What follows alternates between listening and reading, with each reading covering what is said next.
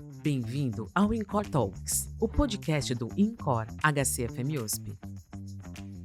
Olá, pessoal, tudo bem? Bem-vindos ao nosso novo episódio do InCor Talks, o podcast aqui do Instituto do Coração.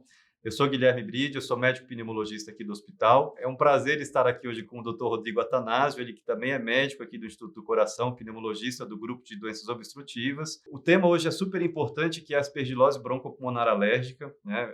Então, a gente vai discutir aí sobre uma diretriz que acabou de ser publicada no Jornal Europeu e sobre as principais mudanças, né? Os pontos principais. Para começar a nossa conversa, então, eu queria que você fizesse aí um resumo do geral dos como é que esse documento foi construído, né? Como é que o que a gente tem de mais importante dessa última diretriz sobre aspergilose, sobre a BPA, né? Não, perfeito. Teve essa publicação da diretriz no Jornal Europeu. Essa é uma diretriz que foi feita em base de consenso do painel Delphi. Então, aqui a gente traz essa informação porque muitas das coisas que foram colocadas foram opiniões de especialistas de forma de consenso.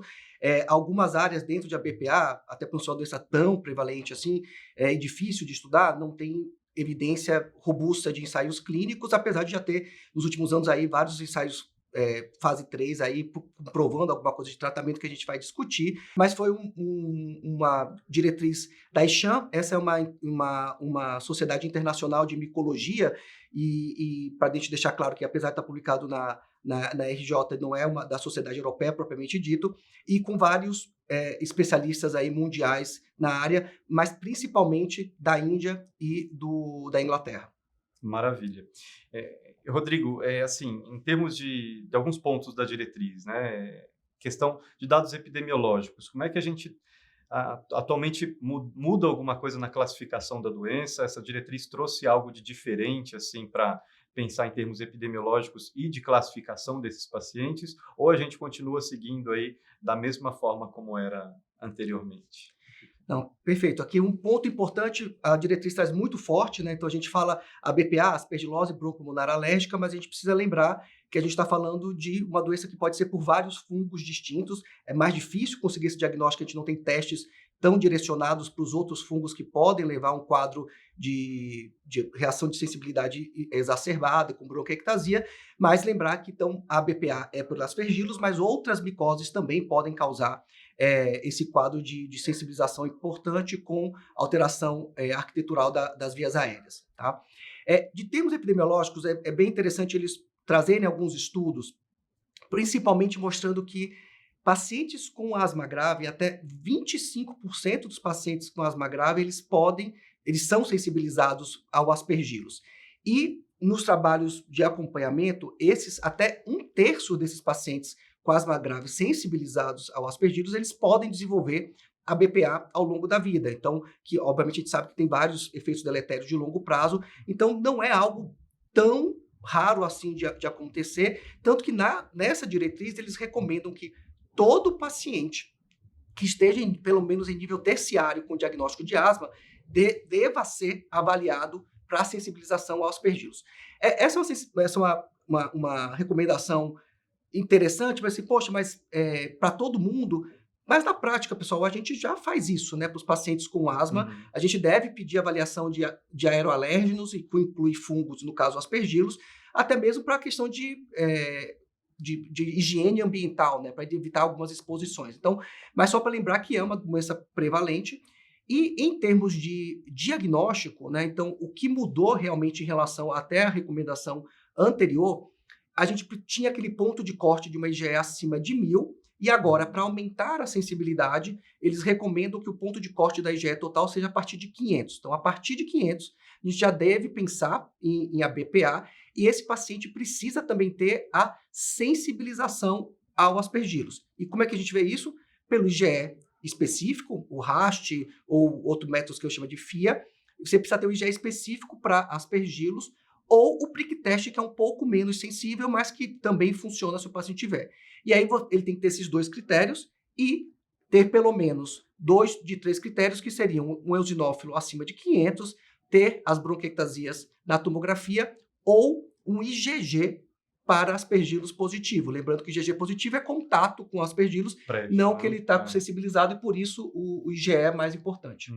E, Rodrigo, assim, com essa mudança em termos de diagnóstico, talvez aumentando a sensibilidade, a gente tenha mais pacientes diagnosticados também, principalmente os pacientes aí com doença mais grave, né, com asma grave, enfim. Você acha que muda, como é que a gente faz o segmento desses pacientes? Isso muda também? Tem alguma interferência direta nisso? Algo importante que a gente precisa ficar atento nesses casos? Perfeito, Bride. Esse é um ponto muito interessante, que ele até chama atenção para uma coisa que a gente fala muito pouco, que é a BPA sintomática. Porque a gente está acostumado a pegar aquele caso grave, bem exuberante, com muita bronquiectasia, que não tem discussão, que a gente precisa tratar.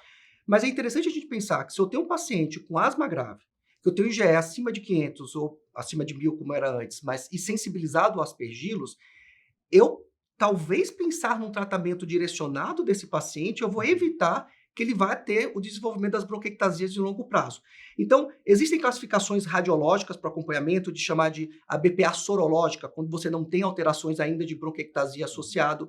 Você tem pacientes com bronquiectasia, pacientes com muita impactação mucoide. Lembrando, ele até traz na diretriz, né, aquele achado de muco hiperatenuante na tomografia dos pacientes com a BPA, ele é patognomônico da doença, aquele muco bem denso, maior do que a densidade da musculatura paravertebral, você já pode fechar o diagnóstico ali de ABPA e começar a tratar. Então, e você ter muita impactação mucoide na tomografia também é um critério de gravidade que a gente vai olhando melhor aí pela tomografia.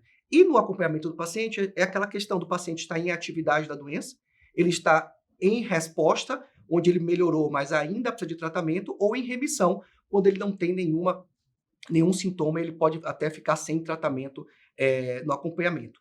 E no acompanhamento, lembrar algo que a gente já sabia, mas que é bem reforçado aqui, a importância do IgE total na atividade da doença. Então, a gente usa o IgE total tanto para avaliar a resposta, então uma redução de 20% no IgE total quando você começa um tratamento indica que o paciente está respondendo bem, e no contrário, se você está tirando o seu tratamento da BPA, se você tem um aumento de pelo menos 50% da IgE em relação ao que era o seu basal, esse é um sinal de atividade de doença e vale a pena a gente reconsiderar o tratamento. Rever, né? Isso é bem legal, porque a gente muitas vezes fica naquela coisa, mas só subiu o IgE, o paciente está bem.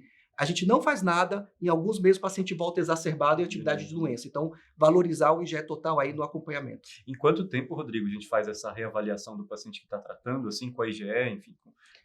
Você acha? No início, eles até recomendam isso, 8 semanas. Então, você fazer isso nos primeiros 2 meses para poder avaliar já algum grau de resposta com o tratamento instituído. Claro que, se o tratamento for sendo um pouco mais prolongado, você pode espaçar um pouco mais a consulta com o tempo. Bacana, justo. E assim, em termos agora, a gente falou diagnóstico, segmento, o que a diretriz traz sobre tratamento desses pacientes? Teve alguma mudança importante no manejo ou não? Como é que a gente deve pensar aí nesses pacientes, especificamente aí com a BPA? Brídia, e aqui eu vou até me dar o direito de até, assim, divergir um pouquinho de algumas coisas que eles colocaram na diretriz. De termos práticos, assim, não houve uma mudança grande do que é feito. Então, assim, isso é importante deixar claro, né? Tratamento principal para a BPA é corticoide sistêmico. Então, pacientes graves com doença avançada ou muito sintomático, a gente vai começar corticoide e a gente tem alguns outros tratamentos que podem combinar com isso daí.